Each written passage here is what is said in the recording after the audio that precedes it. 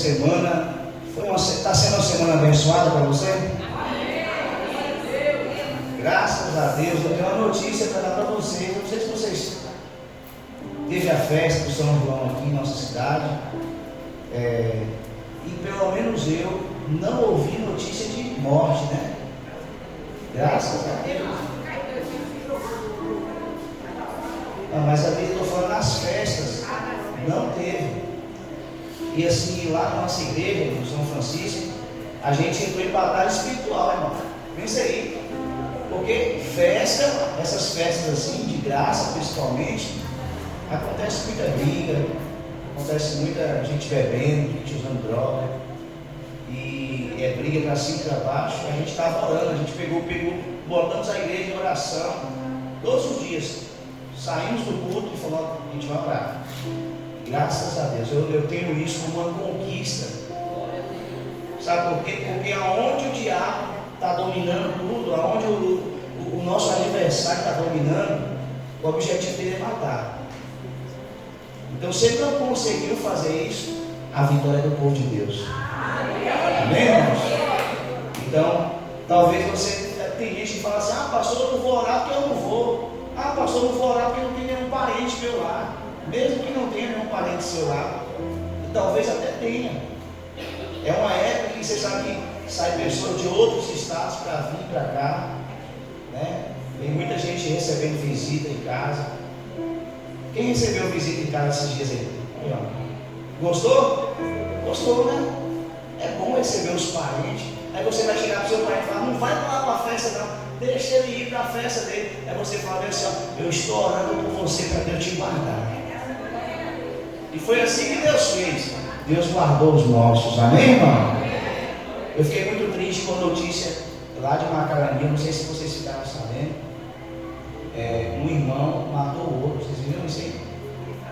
Quer dizer, a que ponto a sociedade está, né? É muito triste isso. E foi a facadas ali. Eu nem sei o motivo, não interessa o motivo, mas o diabo, infelizmente, ele teve uma forte participação nisso aí. E a gente tem que orar, irmãos. A gente, como igreja, a gente tem que orar.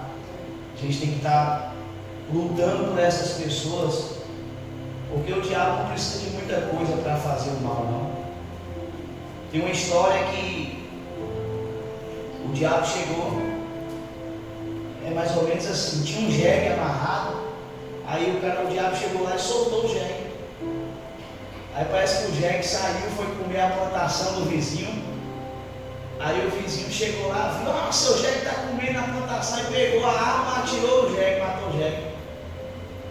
Aí chegou o outro e viu o homem armado atirando, deu um tiro nele. Daqui a pouco o filho chegou e matou o outro, e virou uma guerra, uma matança, muita gente morreu. E o povo fica colocando a culpa no diabo: o diabo fez isso, o diabo fez aquilo. E o diabo, às vezes, ele só solta uma corda. Às vezes ele não precisa de muita coisa. É por isso que tem pessoas que afastam da presença de Deus, que você pergunta: por que você saiu? Ah, é porque eu estava indo para a igreja, o irmão pisou no meu pé, eu não voltei mais para a igreja. Ele está no mundo, virou alcoólatra, virou drogado, por causa de um pisão no pé.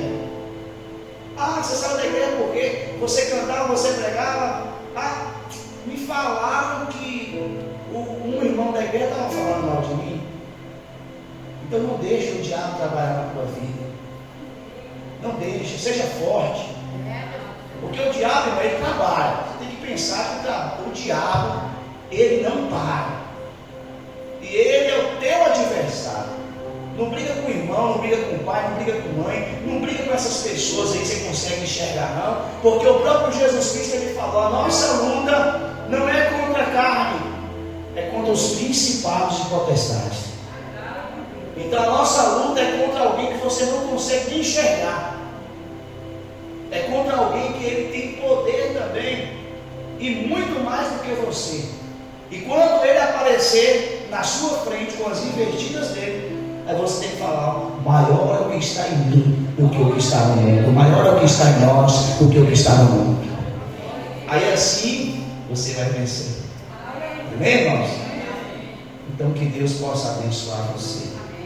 Diga assim: a minha família é do Senhor Jesus.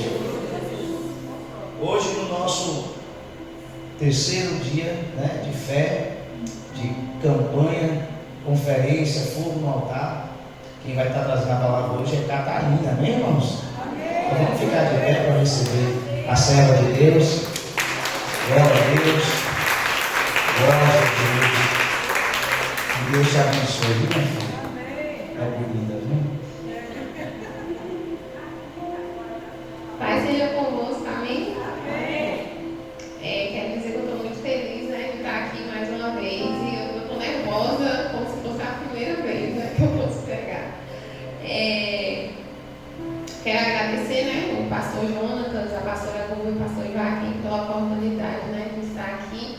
E gostaria que você pegasse sua Bíblia e abrisse no livro de Esther. Livro de Esther, capítulo 5.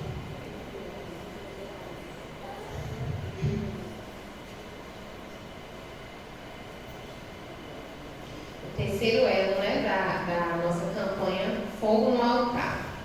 Esther, capítulo 5, versículo 9.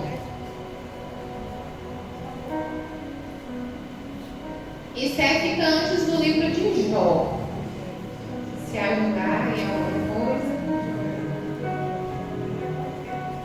Esther, capítulo 5, versículo 9. Amém? Diz assim: Amã saiu no banquete, alegre e feliz da vida. Porém, quando chegou perto da entrada do palácio, ele encontrou Mordecai, ou na sua Bíblia pode estar escrito Mardoqueu. Encontrou Mardoqueu ali e ficou furioso, porque Mardoqueu não se curvou diante dele, nem fez qualquer outro sinal de respeito. Vamos agora para o versículo 14, diz assim: Aí a mulher dele, de Amã, e todos os amigos deram a seguinte sugestão: mande fazer uma forca de uns 20 metros de altura, e amanhã de manhã peça ao rei que mande enforcar Mardoqueu. Então Amã gostou da ideia e mandou construir a forca. Amém? Vejo que tem alguns irmãos que não encontraram, mas ao longo da ministração eu vou estar relatando, né, o que foi dito aqui nesse versículo. Feche os seus olhos neste momento. Senhor, meu Deus, Pai, eu te peço que o Senhor esteja aqui, Pai, assim como o Senhor já está. Desde o culto começa em nossa casa, Pai. E viemos aqui te adorar, Senhor, através dos louvores, através da palavra, através das orações, do momento de oferta. E que o Senhor fale com cada um aqui, especial, inclusive comigo, Deus. Usa a minha boca para falar o que os teus filhos precisam ouvir, Deus. Se for algo duro de ser dito, que eles entendam da melhor forma possível, Pai. Porque eu não estou aqui para fazer o que eu quero, mas é o que o Senhor quer. Em nome de Jesus, e assim eu te peço, com toda a tranquilidade do mundo, que o nosso culto continue fluindo da perfeita forma possível. Em nome de Jesus, amém. Poder se acertar, amados. Glória a Deus, aleluia. Bem, na nossa campanha Fogo no Altar, eu peguei uma curiosidade aqui para poder iniciar, né? E eu pesquisei, eu fiquei curiosa para saber as fases do fogo, né? Se encontram 4 fases no fogo: a inicial, a fase de crescimento, a fase de desencadeamento e a decadência. Então tem gente que está pulando aí da fase de crescimento para a fase de decadência, né? Tem muita gente que a gente conhece que está pulando fases. E o que deve acontecer? A fase inicial, né? Imagina um incêndio, é quando aquele incêndio está só com aquelas faíscas. A fase de crescimento é quando já tem chamas, mas não está totalmente consumido. E o desencadeamento é a fase que está tudo totalmente consumido, né? E a decadência é a hora que o fogo apaga. E na verdade, essa quarta fase ela não pode existir na vida do crente. Não é verdade? Porque a decadência é quando você se afasta de Deus. Né? O que é que teve de gente agora aí nesse São João que foi para as festas, né? E desprezou. A pessoa, só vou no primeiro dia, não vou lá, ninguém vai me ver. Aí vai lá, só que, eu tô lá, mas meu coração tá em Deus. Não tá não, porque se você tá no lugar errado, você tá sujeito às coisas erradas acontecerem. Não é verdade? Então, essa história me chamou muita atenção. Essa história que se encontra no livro de Esther. Não vou falar necessariamente sobre a rainha Esther, mas eu vou falar de uma figura que podemos dizer assim, que foi o mentor dela, para ela chegar, primeiramente Deus, né, permitiu ela chegar onde ela chegou, e esse homem teve um papel fundamental no crescimento dessa moça. Mardoqueu ou Mordecai, talvez a sua Bíblia esteja assim. É uma história incrível. É de um homem que ele não deixou o fogo se apagar na vida dele. Então, a chama se manteve acesa. Ao longo da história dele, se você tiver interesse, você pode ler. Está no livro de Esther, são 10 capítulos, rapidinho você lê. Então, ele não deixou o fogo apagar. Ele foi fiel. Ele confiou em Deus. Então, Esther, ela era uma jovem órfã. E Mardoqueu, ele começou a cuidar, né, de Esther. Ele era, segundo alguns estudos, diz que ele era primo de Esther. Outros estudos diz que ele era tio de Esther. Mas nós adotamos como primo dela. Então, ele cuidou dela. Ele trabalhava no reino, né, na corte.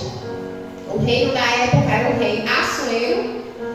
E nesse tempo que ele trabalhava lá, ele ficou sabendo que aconteceu uma situação e o rei ia querer algumas meninas virgens, umas moças virgens, para poder virar rainha, né?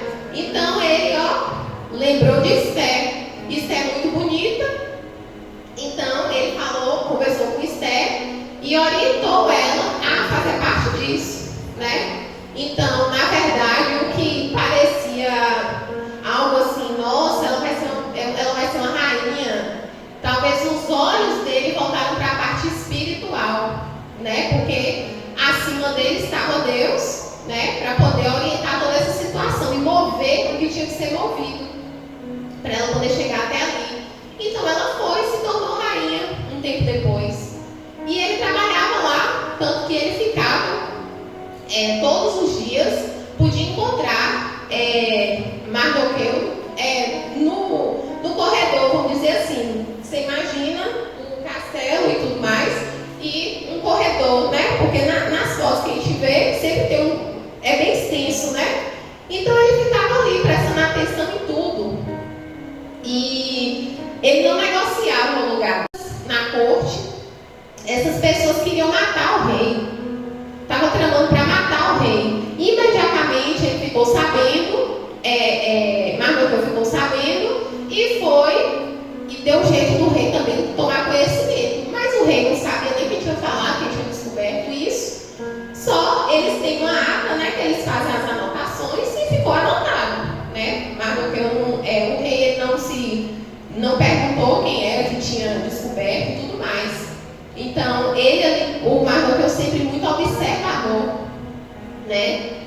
E como toda pessoa que age, como toda pessoa que se destaca, sempre aparece as pessoas que querem derrubar, né? Sempre aparecem as pessoas que querem derrubar. Então, Amã era um príncipe que se tornou o príncipe mais importante abaixo do rei. Então, primeiro era o decreto do rei, depois o decreto de Amã. Então, quando Amã dava um decreto, o rei assinava embaixo, porque era assim aquela ordem ali do reinado. Então, Amã era uma pessoa que só quem tinha os olhos espirituais conseguia ver pessoa do inimigo mesmo. Ele não gostava dos judeus, começando por isso. Então, ele fez um decreto dizendo que todo mundo tinha que se prostrar quando ele passasse. E Mardoqueu, ele nunca se prostrava quando Amã passava. E isso foi irritando Amã. O que Amã fez? Eu vou dar um decreto e os judeus vão ser destruídos, vão ser mortos. Então, Mardoqueu estava certo o tempo todo, estava certo todo esse tempo. Ele deu o decreto, o rei assinou embaixo, porque era algo que já estava combinado. Amã dava uma ordem e o rei assinava embaixo. Então, passou os dias e Mardoqueu continuou sem se prostrar, né? Diante de Amã, que era o príncipe. Tempos depois,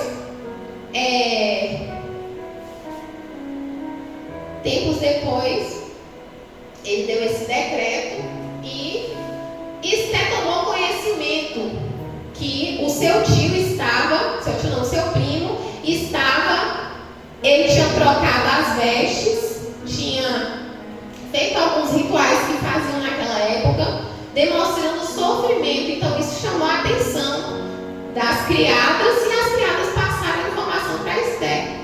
Então Esté começou a se comunicar com ele, utilizando um mensageiro, né? Porque ela não podia ir diretamente a ele, apesar dele estar no mesmo palácio, ela não ia. Então começou a conversar com ele e Esté começou a perguntar por que ele estava daquele jeito, por que ele estava tão triste. As pessoas estavam passando informação que ele estava triste. Então Esté tomou conhecimento do decreto de Amã, que era para destruir os judeus. Quem eram os judeus? Era o povo de Esté. Então, quando Esté tomou conhecimento, a princípio, ela ficou com medo. Ela ficou, não sei se a palavra certa é com medo, mas ela não teve uma atitude imediata, já que ela estava no lugar certo para ter o tipo de atitude. Então, ele fala assim, ele fala com coragem com ela. Ele diz assim, pede para o mensageiro enviar, né, a mensagem, e ele diz assim: você está no lugar certo. Se você não fizer nada por nós, vai vir alguma providência do céu e vai realizar algo a nosso favor. Disso eu tenho certeza. Então ele falou com muita autoridade. Então uma coisa que me chamou muita atenção do início dessa conferência para cá é que as pessoas estão falando de autoridade. Você tem autoridade. Teve um dia mesmo que eu acho que foi o pastor Jonatas que falou aqui, da gente ter autoridade na nossa oração para determinar as coisas. Então, graças a Deus, na minha vida eu estou cada dia mais conseguindo ter mais autoridade para determinar situações. Na nossa igreja mesmo teve uma moça que, então 3 dias, oração e jejum, que eu vou entrar na presença do rei e vou conversar com ele. Então o rei, ele era muito restrito para poder se aproximar dele, ele era muito restrito. Então, se ela se aproximasse de qualquer jeito, ela poderia ser até morta. O que ela fez? O pessoal orando e jejuando. Então ela colocou as melhores vestes e foi até a presença do rei. E o rei disse assim para ela, quando ela encostou: pode falar o que tu queres, eu te darei até a metade do meu reino.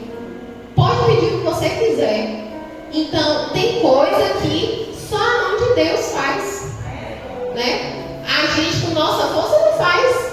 Ela poderia encostar nele e ele simplesmente até tentar matar ela, né? Porque elas não se aproximavam, assim, não tinha esse contato assim que a gente tem, né? Assim, face a face. Então ele estendeu o cedro, ela entendeu que ele queria conversar, queria ter contato com ela. Então ele falou assim: pode pedir o que você quiser. Então isso é providência de Deus, né? Não para o rei, mas para Deus, né? Que é o rei dos reis.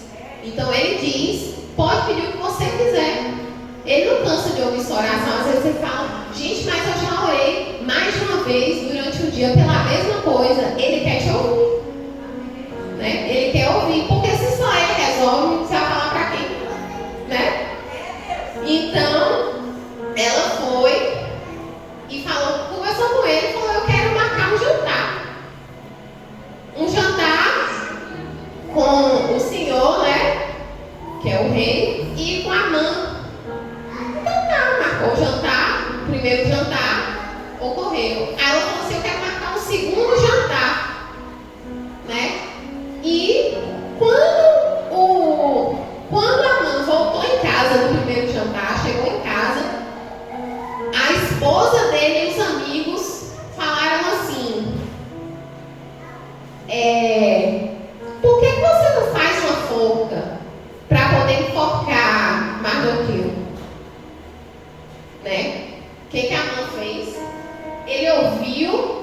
esposa e os amigos.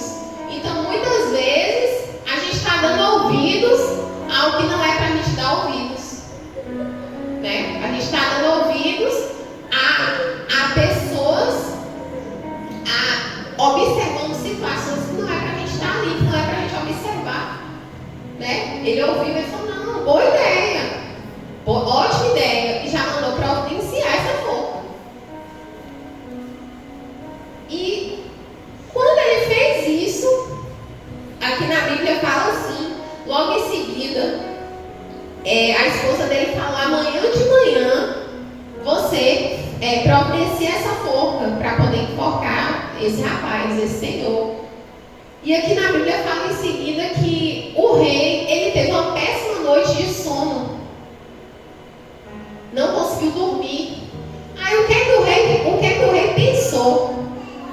Foi nos criados dele, né? E falou assim, fulano, eu quero que você me traga aqui a ata do que já foi feito aqui, que eu quero ler. Do que já... O dia a dia, né? Como se fosse um diário, né? Para eles. A palavra não é diário, mas é mais ou menos como se fosse um diário para a gente, né? Aí, ele foi, os criados trouxeram a ata e olha que parte ele lê. Diz assim, naquela mesma noite o rei não conseguiu pegar no sono, então mandou buscar o livro que escrevia o que acontecia no reinado. A parte que leram contava como Mardoqueu tinha descoberto o plano de matar o rei. O plano preparado por Bigtan e Teres. Lembra aquilo que eu falei lá no início? Que ele descobriu, Mardoqueu viu duas pessoas tramando para matar o rei. Então foi nessa passagem que o rei ele leu isso. E ele falou assim, ué, e cadê baixo? Né? E ele saiu na rua, puxando o cavalo, né, para Mardoqueu, e Mardoqueu com um rei, um príncipe em cima do cavalo, com as melhores roupas, com a coroa, né, com o melhor cavalo. Então, quando Deus ele quer transformar a vida da gente, é questão de segundos, pode ser questão de segundos, pode ser questão de anos, mas ele vai fazer. E na vida de Mardoqueu foi dessa forma.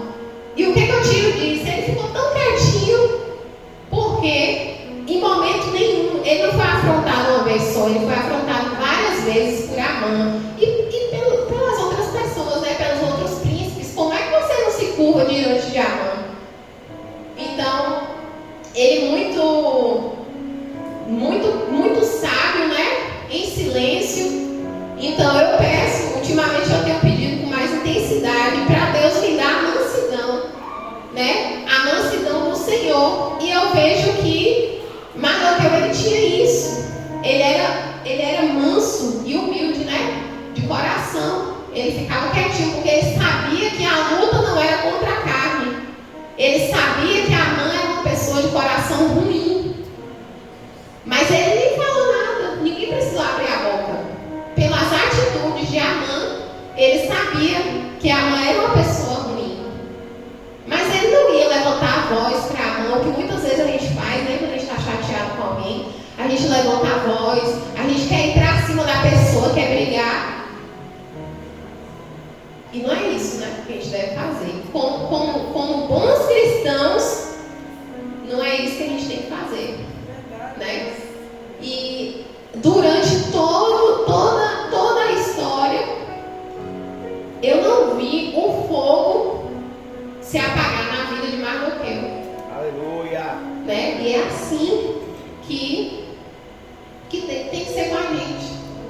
Né? Desde as pequenas situações às situações enormes. Né? Aí às vezes você fala, mas eu não tenho. Eu não fui. Ninguém me botou em cima de um cavalo e saiu me puxando. Não precisa não.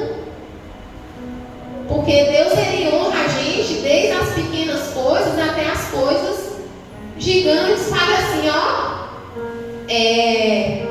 O tempo de honra está vindo com peso de glória. Amém? O tempo de honra está vindo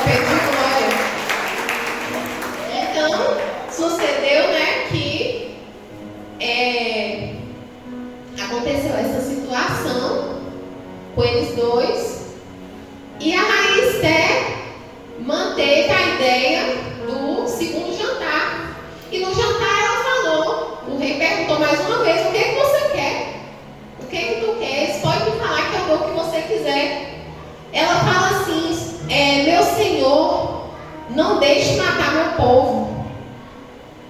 Aí o pessoal curioso mas quem quer matar seu povo? Quem é seu povo? Porque até então as pessoas não sabiam. Então ela falou, são os judeus, não deixe matar meu povo. E eles, quem quer matar seu povo? Aí ela foi, Amã, falou Amã. Ele estava próximo, né? Pelo que consta na Bíblia, ele estava no jantar, então ele estava próximo. Então ela, com certeza, ela deve ter levantado e apontado para ele. Na mesma hora, o rei se enfureceu e Amã foi atrás de Esther, implorando para Esther não deixar fazer nada com ele. E o rei entendeu que ele estava tentando alguma coisa contra Esther. Então